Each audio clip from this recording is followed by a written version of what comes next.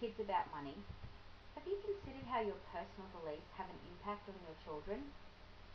In every other area of your life, you have a tendency to impact your child with your core values, and usually the same is true when it comes to money.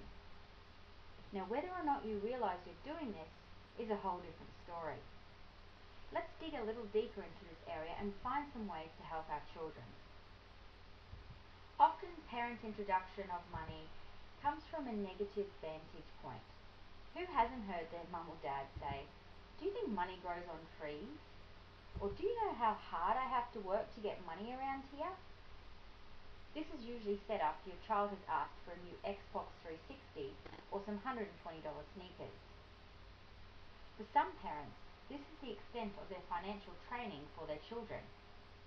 While these expressions may be true, they don't paint a positive picture of the process of making money.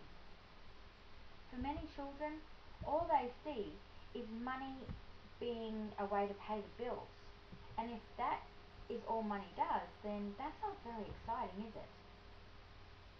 Who wants to work very hard, usually doing something they don't like, only to come home and barely be able to make ends meet? Yet, sometimes this may be the very message that you're actually sending your children. When teaching kids about money, the discussion should always begin with the value of money, which should be more than just paying bills. Money should not only be seen as the end result of a day's hard work, but as a tool for building your life and your future. In fact, there should never be a correlation between how hard you work and how much money you make, because the two are not related. Some of the hardest working people get paid very low wages.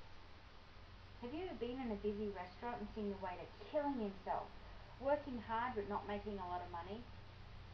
Now, don't get me wrong, hard work is necessary, but what's more important is the direction you put the work in.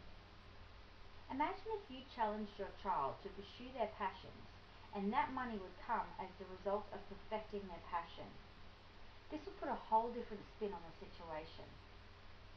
Money would be seen as the end result of pursuing jobs and careers that they are passionate about, and as the payoff for their pursuit and excellence.